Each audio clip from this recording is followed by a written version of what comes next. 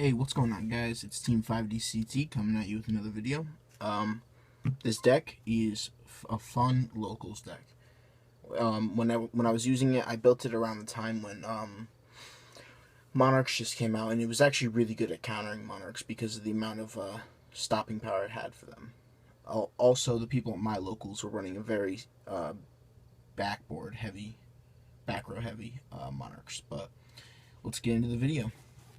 So we're going to start off with 3 Bujin Yamato. He is big. You really need him in the deck. There's really no ifs, ands, or buts about this. You need 3 of him in the deck. He's really good. Sorry about that camera glare. Nope, that just messed it up. Hold on. For that light glare. Let's see if we can do something about that. There we go. Sorry, that's a little better. You need 3 of him. Now the next Beast Warriors I'm going to show you our preference. I personally like them at how they are. They work good in my opinion. But the next one we're going to have is 2 Bujin Mikazuchi. They're also good. All of them are good combo pieces and end phase when worked together.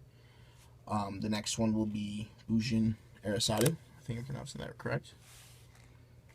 Then 2 Bujin Hirame. You cannot have more than one of him on the field at a time, so just remember that. But he's a very helpful card. Then you're going to get into your basically graveyard or discard trap cards, which are other Bujin monsters that get their effects while Bujin Beast Warriors on the field. Usually it's Yamato. So you're going to need 3 Bujin Crane. Bujingi Crane, my bad. He works as your honest, pretty much, for Yamato.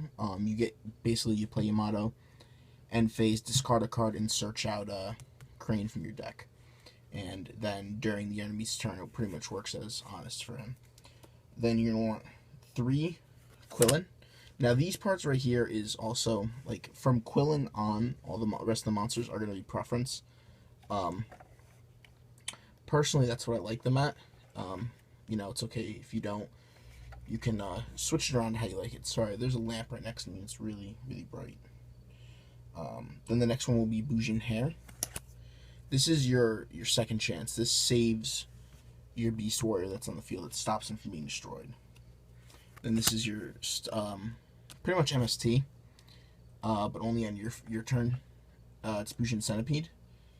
Then we have Turtle, which protects against effects. Pretty sure. Let me check that real quick. Yeah, it basically stops effects. Then, alright, so that's it for the monsters. Now we're going to go to spell. You need 3 Tenki. You absolutely need 3 Tenki. There's really no negotiating on that one either. God, hold on. Let me push over this to see if that helps a little bit. Sorry about that, guys. 3 Tenki. I can only get my hands on 2 Tensu, so that's all I'm running right now, currently.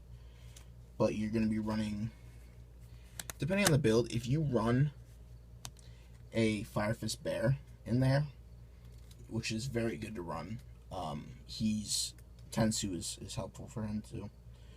Then you're in 2 Bujin Carnation. Really good card. You pretty much, the way I play Bujins, you need this card. Then for the next stopping power of the deck, 2 Galaxy Cyclones. I use this because I like things activating from the grave, hence Bujins.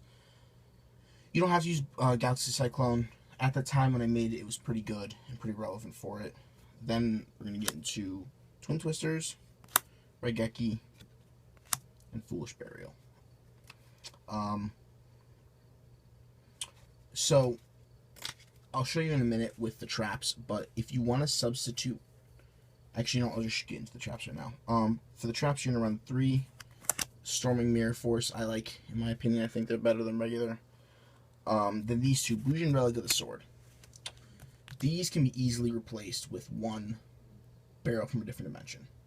Take out one of these and use Barrel from a different dimension, and then replace this other one with something else you like, another Twin Twisters or an MST. Basically, it gets you either a Bujin card from the banished to grave or from grave to hand. And that can be very helpful, but the Burial from Different Dimension gets 3 back from Banish to Grave. So, and you only run 1 of that, so that would be way more helpful than this. And then the One Solemn Warning. You know, it's pretty stereotypical right there. So then we will get into the extra deck. Extra deck, now this is, Bujins are strictly rank 4. You don't make anything else with it. So you're going to be running your 3 Susanoo. This card is your big play in the game. If you pair him with Crane, it's very destructive. Also, he can attack all. That might be a little too dark. He can attack all special, or not all special, all monsters your opponent controls once per turn, which is really helpful. He also has a detach. Search out 1 Bujin monster from your deck into your hand or send it to your grave, which is also helpful. Then you're going to run your 2 Kagetsuchi. Another good rank 4, pairs well because he's a Beast Warrior. Then you're going to run Amaterasu. He's 3 level 4s. So you only want to run 1 of him because you don't want to be wasting your materials on XYZ components rather than having them engraved. These are just in case you need these. Honor Arc, Castel, Dark Rebellion, Ragna Zero, Delteros. Again, it's a little risky running 2 3 level 4 guys in here because you really want your level 4s on field or in the grave or on a Bujin XYZ, mainly Susanoo. Utopia, because there's some very trollsy people at my locals. It's changed around a little bit, but when I was there was a lot of new players coming in who focused on like very high attack decks, like a Dragon Spam deck or Chaos Turbo or something like that, that basically got massive attack monsters out there, and Utopia was really good for that. And then last one, Tiger King. You could probably take out Utopia or maybe a Kagetsuchi for a Tsukiyomi. Tsukiyomi you definitely need in this deck. I don't have my Tsukiyomi on me right now. It's with my other friend who pretty much plays Bujin, so I got the idea from. But that... Oh, wait, no, never mind. Side deck, sorry. The side deck might be a little outdated, guys. And also, it's pretty much just my taste in side decks. This side deck, you can copy it if you want to, but this is strictly for my local side deck.